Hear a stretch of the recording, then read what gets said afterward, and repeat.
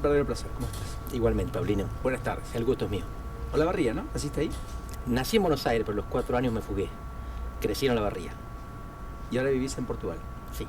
La Lisboa. mayor parte del tiempo, no diría que vivo constantemente, porque vengo siempre que puedo, pero sí, Lisboa hace 20 años. ¿Y das clases en la universidad? Sí. Ese es mi trabajo. Investigo más que doy clases. ¿Investigás sobre qué? Política latinoamericana, integración regional, política exterior y algo de política europea.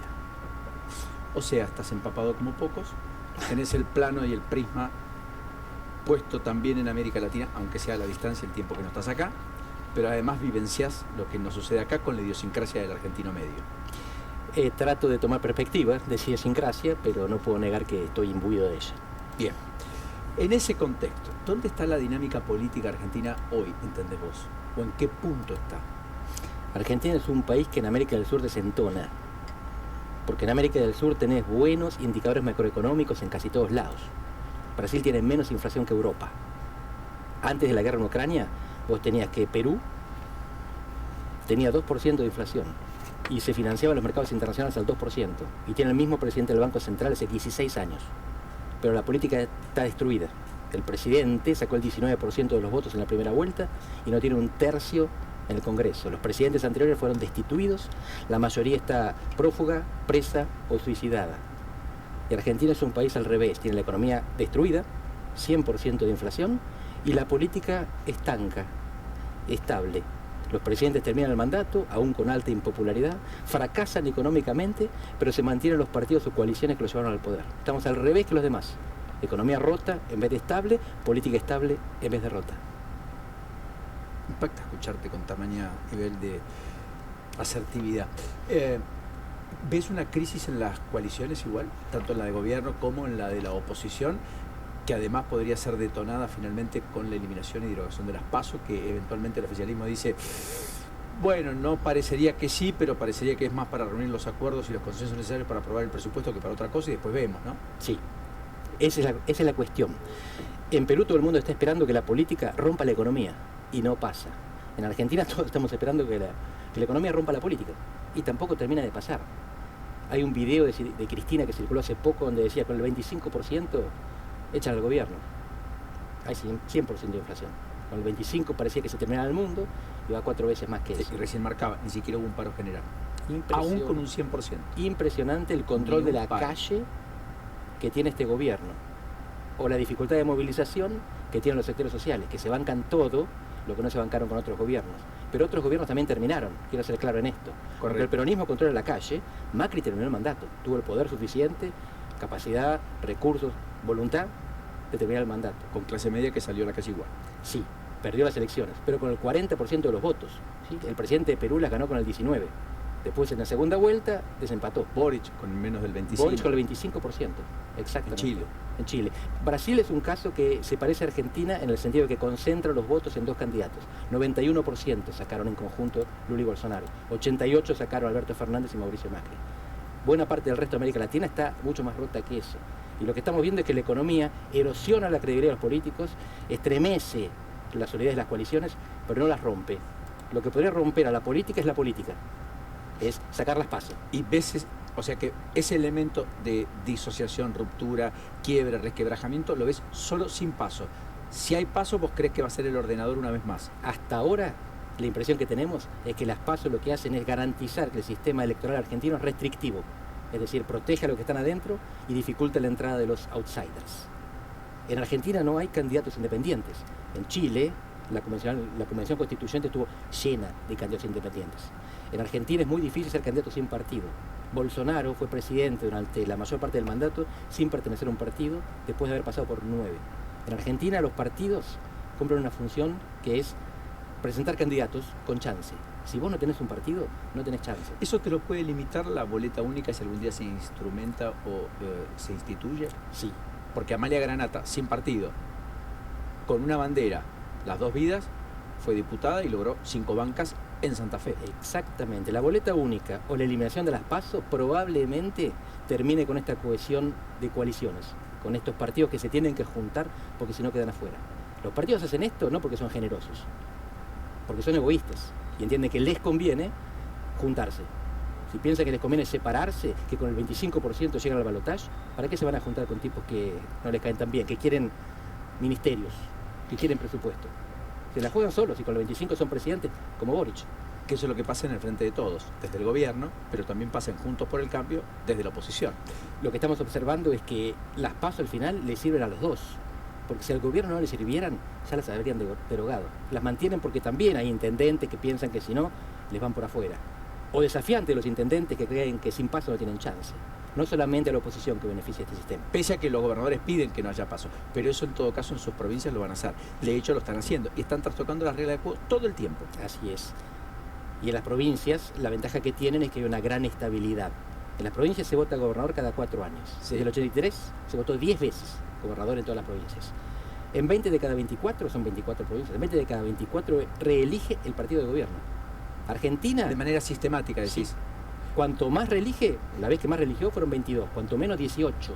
Cuando Argentina se fue al diablo, solo 6 partidos perdieron las gobernaciones, los otros 18 las mantuvieron.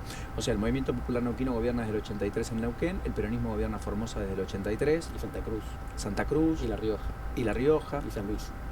y Catamarca. No, Catamarca la perdió porque mataron a una chica en el medio, María Soledad Morales, Correcto. entonces la sociedad los castigó. Eso es Santiago- lo que pasó en Santiago del Estero. También, pero la hegemonía Juárez se cambió por la hegemonía Morales. Exactamente. En esas provincias lo que vemos Zamora, son, perdón, Zamora. Zamora. Hegemonías alternantes. Poca competitividad y poca alternancia. Hay más alternancia en provincias como Mendoza, donde cualquiera puede ganar y no hay reelección del gobernador. Solo en Mendoza y en Santa Fe está prohibida la reelección consecutiva del gobernador. Y de hecho en Santa Fe gobernó el peronismo, gobernó el radicalismo, gobernó el socialismo. El radicalismo, ciudades. Nunca Tuvo fue vicegobernadores. varias veces. gobernadores, claro, correcto, dentro de la coalición del Frente Progresista. Así es es. cierto. Hay como un enigma en la política argentina que es descifrar por qué esa vasta territorialidad y geografía que tiene el país queda muchas veces subsumida por el centralismo porteño y básicamente la lógica de construcción política del conurbano. Así es. ¿Me explicás cómo ese cambio puede transformar o qué implica eso? Empiezo por la implicación y después Dale. por la posible solución. Las dos Buenos Aires concentran el 45% de la población. Las dos Buenos Aires, capital de provincia. Los otros 55% de los argentinos viven en las otras 22 provincias. Pero las dos Buenos Aires tienen el 90% del gabinete. Tienen todos los ministros, menos 3 en este momento, menos 2 antes del último recambio. Esto significa 45% de la población, 90% del gobierno. Y los presidentes, fíjate de dónde vienen. Vienen en Puerto Madero o en La Recoleta, la vicepresidenta, son generalmente porteños o tienen la base electoral en el conurbano. Alguien te diría, bueno, Cristina Fernández de Kirchner y Néstor 12 años y medio no, Carlos Menem 10 años y medio no, Exactamente. En el pasado, Alfonsín sí vino de la provincia. Alfonsín en el 83, Chascomús. Correcto. Pero ahí todavía no se daban No. las dinámicas que se dan después. El peronismo tenía un líder que venía de una provincia pequeña del interior, el no peronismo tenía un líder que venía de la capital federal. De la Rúa y Macri, y ahora Larreta quiere seguir su camino, era jefe de gobierno de la vidriera política nacional. Cuando se cambia la constitución, todavía llega Néstor, pero Néstor consiguió el 22% de los votos, no es que arrasó.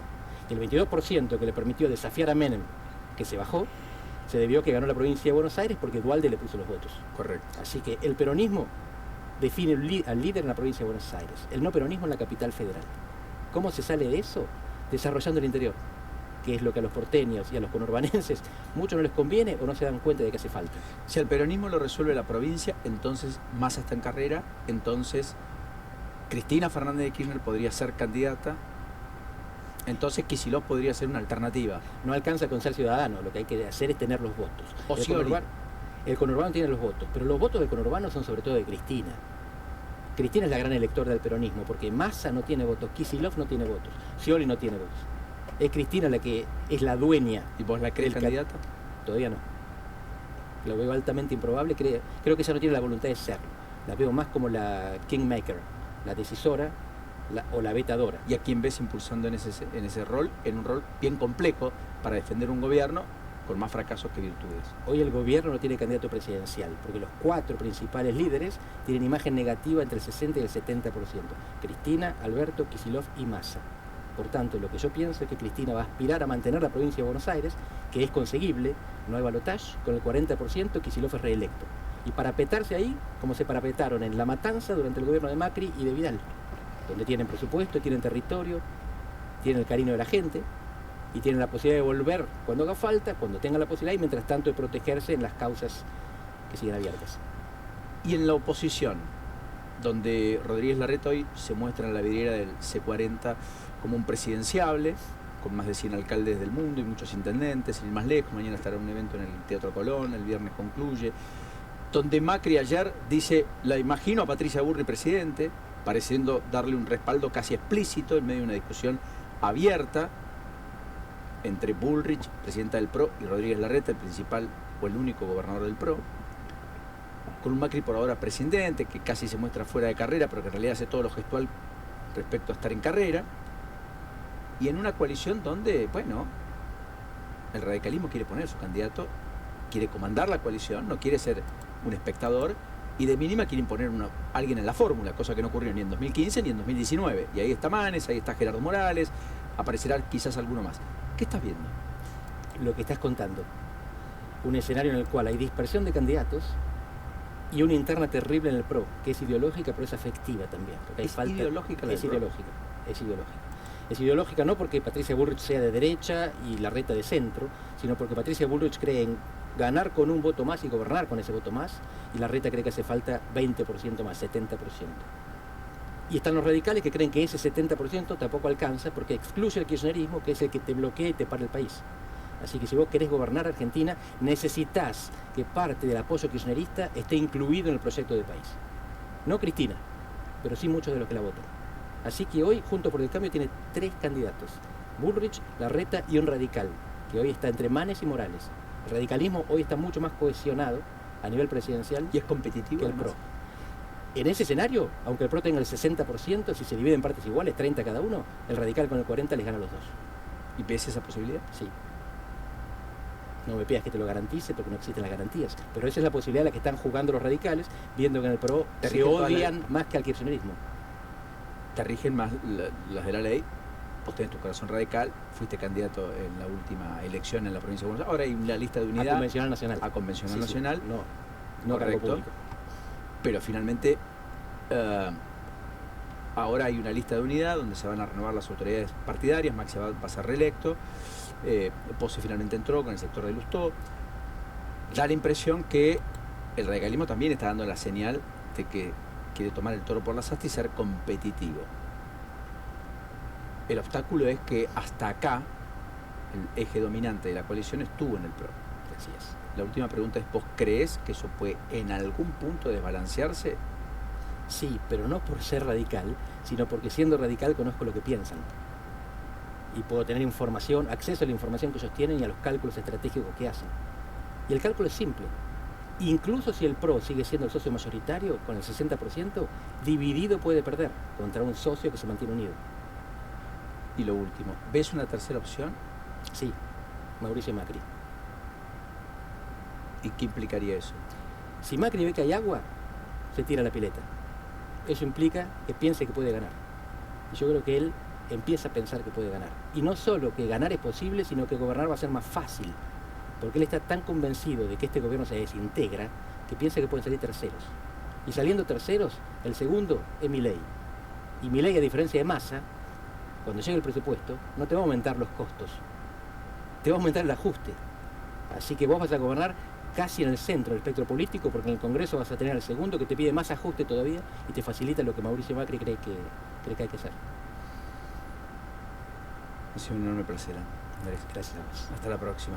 Solíamos el capítulo de la guerra, pero teníamos bastante con lo nuestro. Cuando quieras.